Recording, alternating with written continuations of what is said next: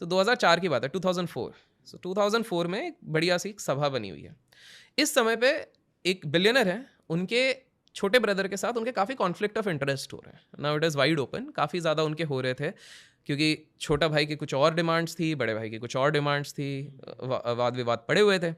सो मन मुटाव थोड़ा सा चलता था। तो बड़े भाई क्या करते थे कि भाई छोटा भाई जिस भी इवेंट में जाएगा उसमें मैं नहीं जाऊँगा, ओके। और बड़ा भाई जिसमें जाएगा छोटा भाई उसमें नहीं जाएगा। तो इस इवेंट में सिर्फ बड़ा भाई है, ठीक है, सबसे मोटा भाई है, ठीक है। सो ये उस इवेंट में जाते हैं, और इस इवेंट में आते हैं माइक्रोसॉफ्ट के उस समय के सीईओ स्टीव बामर, ओके। जो everybody knows, very energetic, Bill Gates के पार्टनर, एवरीथिंग।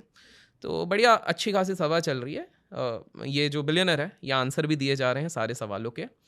अब अचानक से क्या होता है कि टुवर्ड्स द एंड उनका पूरा मूड स्पॉइल हो जाता है बिलियनर का। अभी तक पूरा सब कुछ सही था, 1 घंटे का सेशन है, क्योंकि एक जर्नलिस्ट ना एक सवाल पूछ लिया, इनसे नहीं, स्टीव बामर से, जिसके जवाब में स्टीव बामर ने एक चीज़ कही कि क्या आपको पता है स्टैनफोर्ड के 2000, मतलब उस समय के हमारे बैच में, मतलब अपने बैच की बात कर रहे हैं, स्टैनफोर्ड के हमारे बैच में केवल और केवल 2 ड्रॉप आउट्स थे, एक मैं था और एक ये थे। अब आप लोग बोल रहे होंगे कि भाई ऐसा क्यों, अब तो हम सबको पता है कि वो, क्योंकि 2004 के पहले तक चाहे आप उनकी कंपनी के वेबसाइट चले जाओ, चाहे उनके एनुअल जनरल मीटिंग में चले जाओ, हर जगह कहा जाता था वो स्टैनफोर्ड के पास आउट हैं। अच्छा।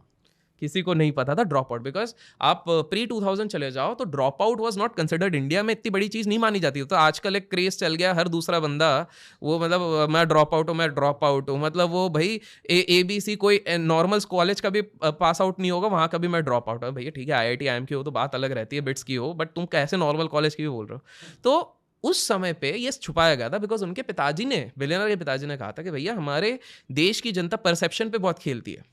अगर उनको पता लगा कि भाई बहुत बड़े बड़े तेल की लाइनें एक ऐसा व्यक्ति डाल रहा है जो खुद पूरी तरीके से क्वालिफाइड नहीं है, तो वो तुमको अच्छे से एक्सेप्ट नहीं करेंगे। लॉरल्स बाद में गिनेंगे, पहले क्वालिफिकेशन देखेंगे, क्योंकि पेपर पे हमारे पूरा देश चलता है। सच्ची बात है, आज के टाइम पे भी पेपर डिग्री है। आपको बता दो US में बेसिकली 60% एम्प्लॉयमेंट आजकल बिना डिग्री के बेसिस पे हो रही है, राइट।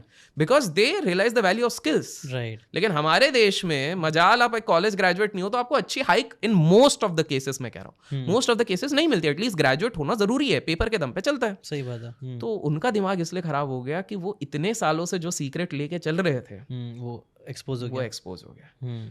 और फिर उन्होंने बड़ा सा PR गेम, जो जिसमें वो एक्सपर्ट है, PR उन्होंने समय समय पे खेला हुआ है। जब उनके भाई के साथ भी उनका फाइट हो रहा था, फॉर एग्जांपल जस्ट बिकॉज बात छिड़ी हुई है, हाँ।